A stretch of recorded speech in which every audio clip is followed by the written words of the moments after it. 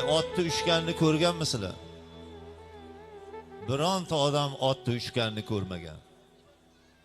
Endi Hazrat Payg'ambarimiz sollallohu alayhi vasallamni o'sha Me'rojga chiqqan Buroq degan uni o'zlari ko'rgan.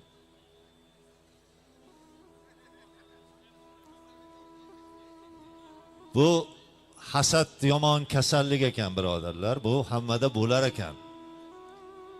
Shuni olib tashlagan odam qutular ekan, boy bo'lar ekan. Ishi o'ngidan kelaverar ekan. Mash hasadni yulib olib tashlagan odam juda zo'r odam bo'lib ketar ekan. Men yosh bolaligimdan kuzataman buni. Shunaqa odamlar bilan do'st bo'lganman, yashaganman, shunaqa o'rtoqlarim bo'lgan.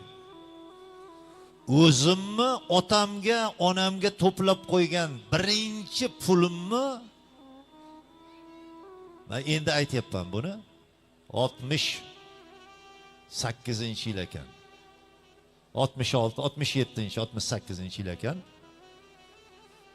Shu hali onamga, otamga beraman deb to'plab qo'ygan pulim bor edi, 1,5 ming so'm.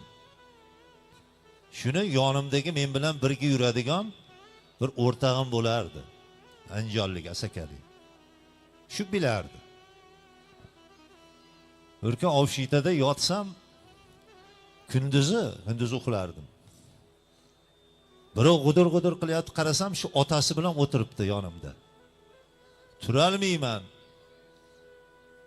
Oxiri o'sha oq nimaga o'ranib tursam, yuvinib kelganimdan keyin hali odam aytayapti. Sheralijon, shu o'rtog'ingizni uylayotgandik, shu 1,5 ming so'm pul kerak bo'lib qoldi-da.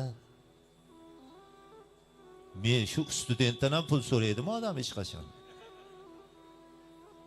Shu ota-onamga beradigan pulni shunga berganman. Undan keyin u necha ming oldi ekan, Xudo biladi. Mana shu yo'qda hozir shular gaplashmaydi men bilan. Men shunaqa odamlar bor, meni hayotimda bor shunaqa odamlar. Nimaga bu bunaqa deyaveradi? Shuni olib tashlash kerak. Bunaqadan yuzlab ko'rganman. Nimaga o'zingniki Mercedes u menga Nexia berding deyapti-da. Bekarga beryapti, minover.